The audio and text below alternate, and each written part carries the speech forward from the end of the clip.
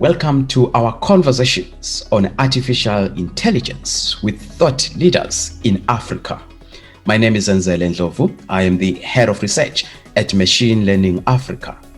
Our aim is to demystify artificial intelligence, ensuring that AI is not just a buzzword, but that artificial intelligence is fully understood by all the participants in the economy, its benefit and consideration.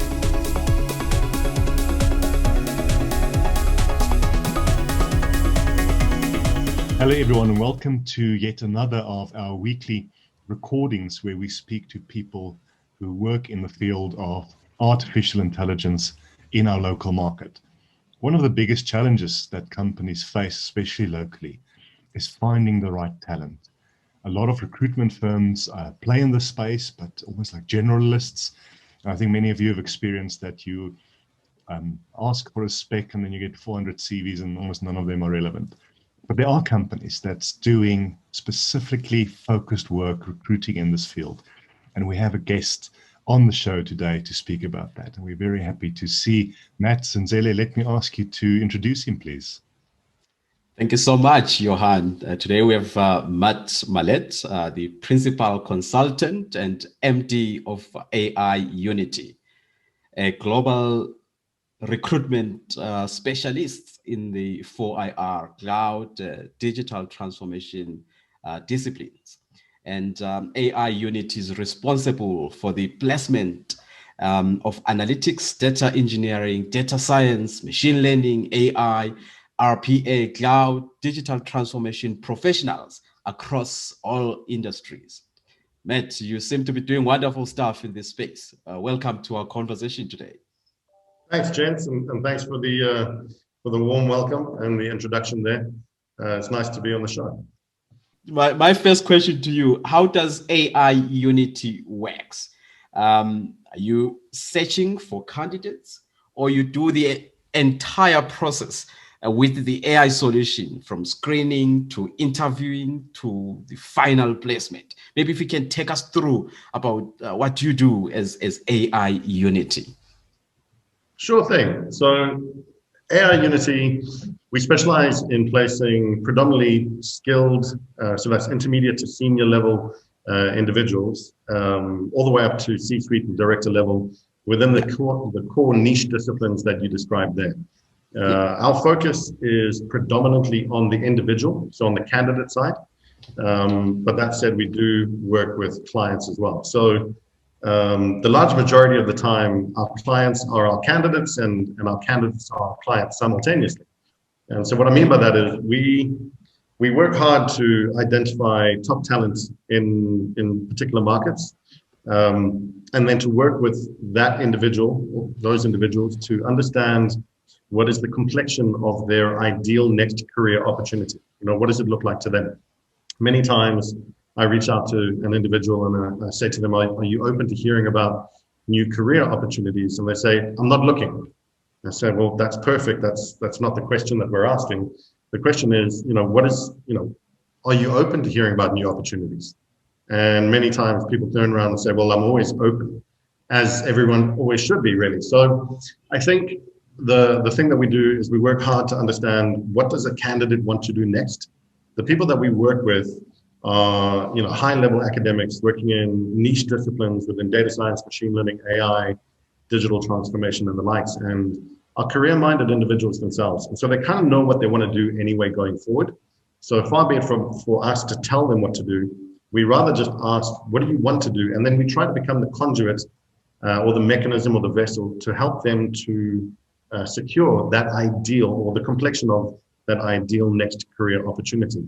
Invariably, what happens is when we're talking to a candidate about what they want to do with their own career journey going forward, oftentimes it transpires that they are also in a senior or lead position, and they're looking to either scale for projects or to add headcount to their teams.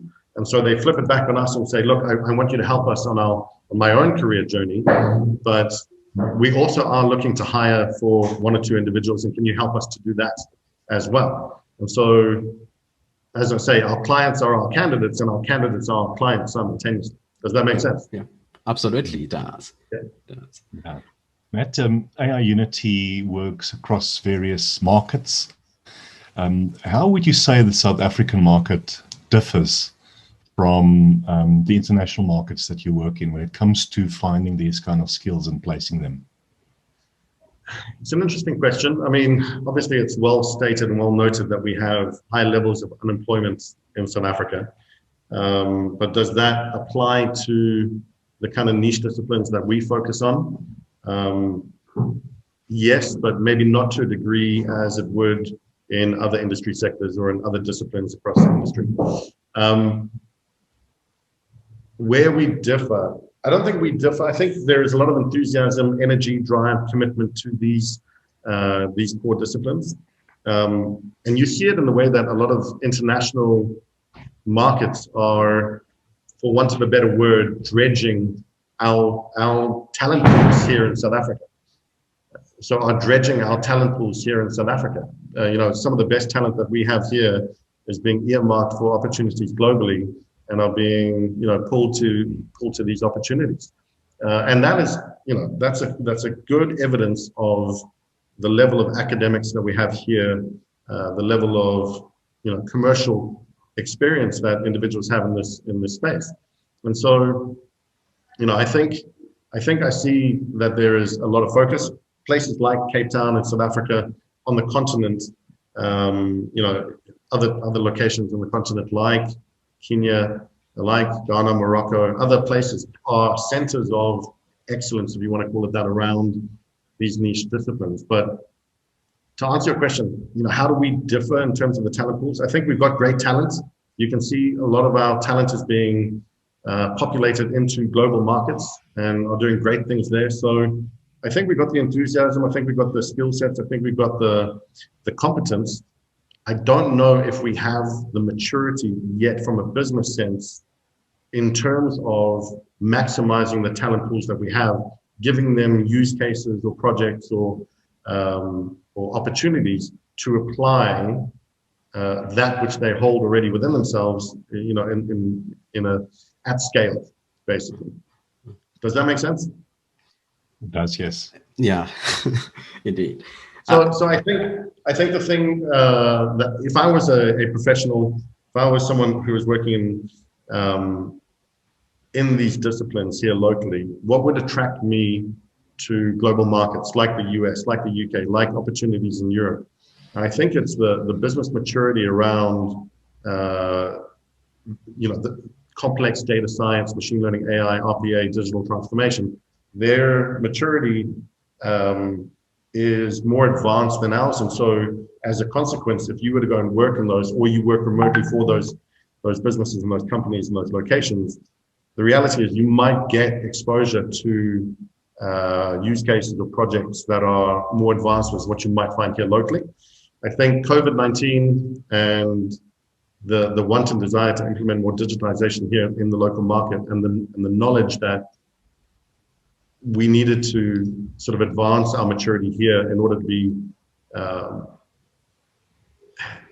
be competent and competitive with global markets, I think has inspired more adoption, but I still think that we're behind the curve. Yeah, you speak of the maturity of the organizations in a way absorbing these professionals. I would assume that the supply and demand dynamics are not balancing. So I have to assume that there is a supply of these machine learning engineers, AI specialists, and there's a lack of demand for these skills. Is that correct? Or are we seeing somehow there's some balance, there's some demand happening? How would you describe the demand and supply dynamics? I think academia has done really well here in South Africa over the last couple of years to expand their portfolio of what people can study relative to what's needed in industry. So you're finding a lot more graduates coming out with a master's in data science, or they're doing machine learning degrees. And so from a qualifications perspective, people are coming into industry with theoretical foundational knowledge. But I think where there's a bit of a gap sometimes is being able to offer core and relevant opportunities within business that would allow for the expansion of that in a real world setting. So, you know, there are a lot of businesses that I think are advertising for data scientist roles, for example, and then I've had candidates lament to me that they go in there and all of a sudden they're doing more reporting and BI type activities rather than doing core data science work. And so this is what I mean around how I think our maturity levels, everyone knows that they want AI, everyone knows that they need machine learning. It's like the crystal ball of spells that's going to help businesses to be better. But again, are all businesses ready and mature enough to be able to consume these individuals who have master's degrees, who have PhDs, and allow them to come and affect themselves to drive business? Sometimes the answer is no. I think that's a big problem when it comes to losing people, because we only have so many people who, with those kind of skills, who are working in our market. And like you've said, Matt, there's a call from overseas, and it's often very lucrative. I don't know if we are producing enough talent in our market, but to your point, and I think this is important, you now land in that corporate world, but then you end up doing something else than what you're passionate for. I think often the business leaders, and especially the C-suite, don't really understand this kind of technology, and that could really cause people to be despondent, and some people who may have initially not thought of relocating overseas might actually consider it. So my question is, when it comes to especially senior business leaders, your kind of clients that you typically work with, do you find there is this gap in between what they're asking for and what that really means? And do you also find that you sometimes have to do a bit of education in this field? I do. I think there's a disparity in terms of what a C-suite exec is looking for and what a junior or graduate or intermediate type of individual, the person at the coalface, is inspired by. So most C-suite executives are on a quest for simplicity. You know, they want to manage by exception. They maybe have 100 agents out in the field. They want to understand why their top 10 are doing so exceptionally well, and while their bottom 10 are doing so exceptionally bad. And the other 80 can kind of manage themselves. And so for them, it's helped me to make, you know, business decisions rapidly, use these tools to give me the insights that will drive, you know, proper business decision making. And the disparity is a lot of these individuals who come out who are enthusiastic, who have the foundational knowledge, are focusing on, you know, the deep dive abilities of the tech, the intuitive operational abilities of the technologies that we're working with at the moment. And they focus on that rather than answering a business context or the business question. And it's significantly, it's the number one thing that is the bugbear of most of my clients at a senior level. Is we get these individuals in, they're enthusiastic and passionate, but they focus on the wrong parts of, the wrong elements of using these tools to be effective. They focus on what the tool can do rather than applying and using the tool to answer a business question. So I think that's the disparity. The main one that I see often is it's not that there's, you know, there's not a breakdown in terms of what a business or a lead can offer. It's rather, are you leading your teams to answer the business question? And sometimes that therein is the breakdown. Maybe my last question, Matt, how do you see the future of South Africa as far as digital transformation is concerned?